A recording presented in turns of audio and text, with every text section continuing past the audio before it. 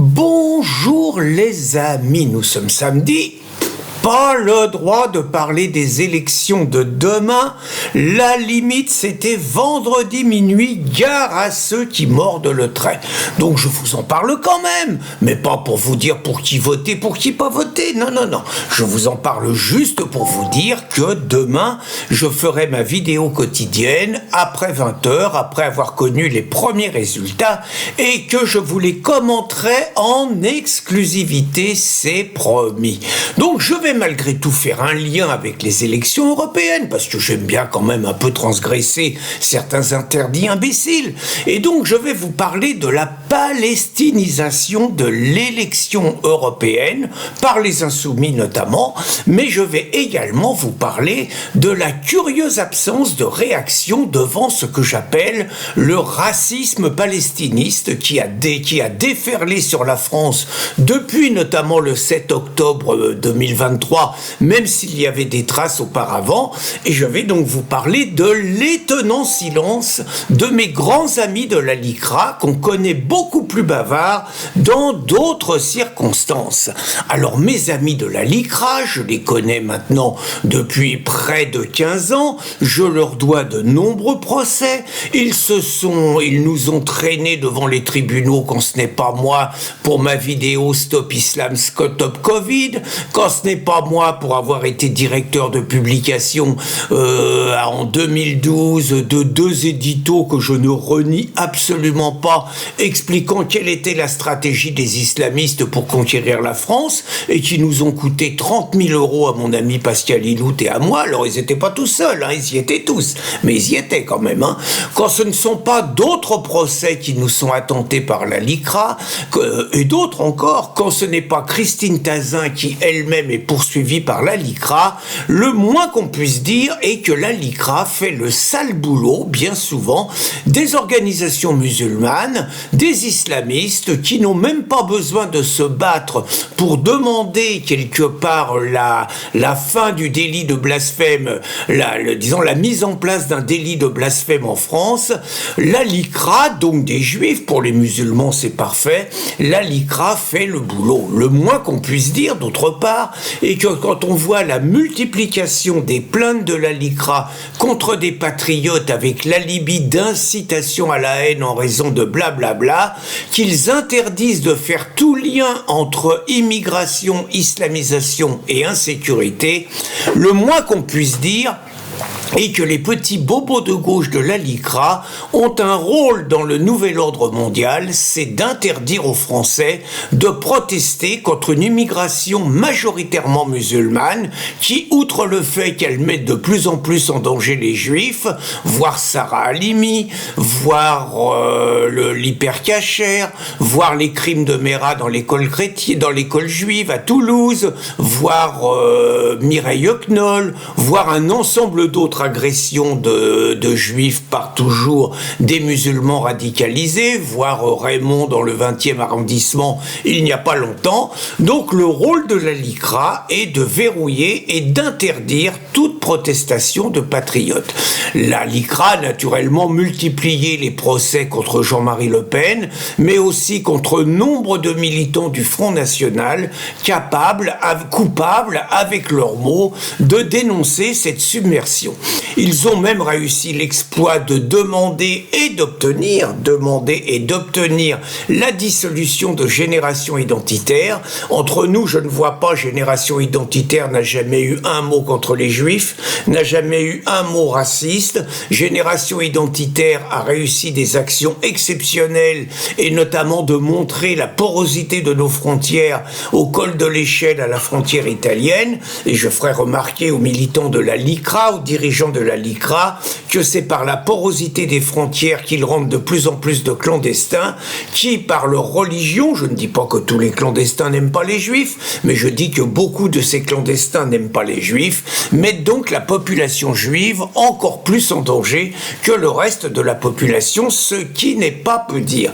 Je rappellerai d'autre part que la LICRA a réussi l'exploit de traîner devant les tribunaux Georges Bensoussan, historien de la Shoah, tout tout simplement parce que dans une émission où il y avait Alain Finkielkraut, il avait parlé de l'antisémitisme transmis aux musulmans dès leur naissance, ce que d'ailleurs d'autres musulmans, je vous encourage à lire notamment des textes de Messinissa dans Résistance républicaine, je vous encourage à lire beaucoup d'autres témoignages, ne font que confirmer. Ils avaient même réussi à traîner devant les tribunaux le juif, bien sûr, Éric Zemmour, coupable d'avoir, on va dire, approfondi la question de Vichy d'une manière qui ne plaisait pas aux pontes de la LICRA.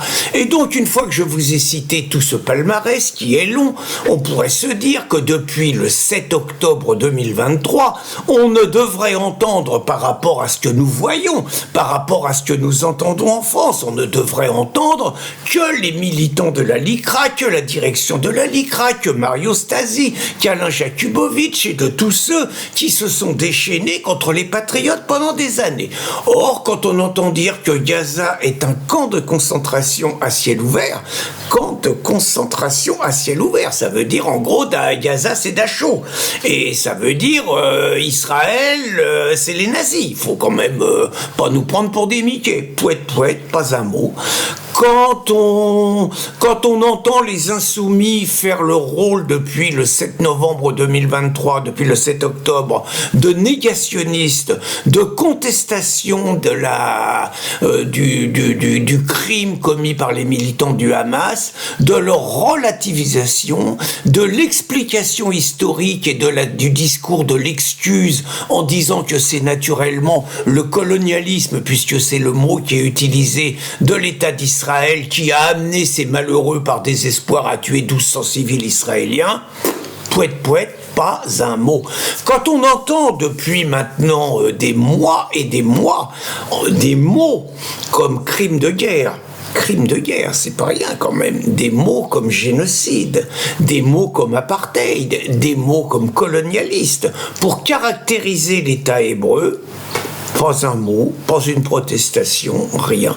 Quand on entend qu'on en est quand même à vouloir traîner le Premier ministre israélien par un procureur musulman, petit hasard sans doute, au tribunal de La Haye, comme s'il était le plus grand criminel au monde, comme s'il n'y avait qu'en Israël qu'on se défendait et que l'armée israélienne est amenée à tuer des civils pour protéger son peuple. C'est comme ça dans toutes les guerres. S'il y en a un qui connaît une combine pour gagner une guerre sans tuer des civils, faut nous la donner. Donc quand on voit ça, pas un mot.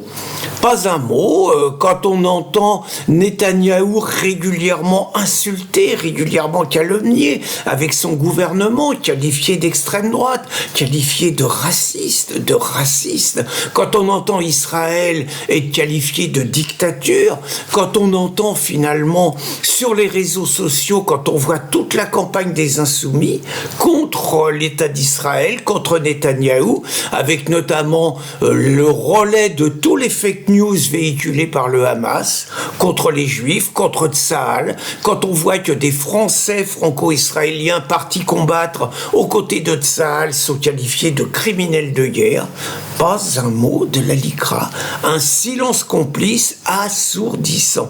Je vous parlais du tribunal international de La Haye. Quand on voit finalement les actions de boycott, là je dois dire, boycott des investissements sanctions, il arrive à la LICRA de faire quelques plaintes. Il arrive à la LICRA, c'est vraiment sur les marges.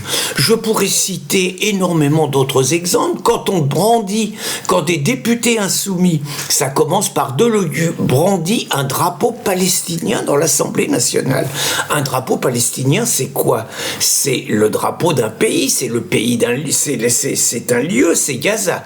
C'est un lieu où dans les écoles publiques, dans les écoles, on apprend aux enfants palestiniens, aux enfants gazaouis à haïr les juifs. On leur apprend à tuer les juifs. C'est un lieu où on a massacré à main nue 2 soldats israéliens qui avaient eu le malheur de se perdre avec une frénésie et un fanatisme de la foule qui manifestement ne dérange pas ces gens-là. c'est un pays où tous les terroristes qui tuent des juifs, je dis bien qui tuent des juifs, et qu'on appelle des martyrs parce qu'ils sont abattus par l'armée israélienne, leurs familles bénéficient d'une rente à vie, payée par l'autorité palestinienne avec l'argent de l'Union européenne. Ça ne pose aucun problème à ces gens-là, ça ne pose aucun problème qu'on brandisse un drapeau dans l'Assemblée nationale, ça commence par Delogu et maintenant c'est Rachel Keke, et que l'Assemblée nationale se couche. Il n'y a toujours aucune sanction contre Rachel Keke. Je pourrais vous citer mais X et X exemples.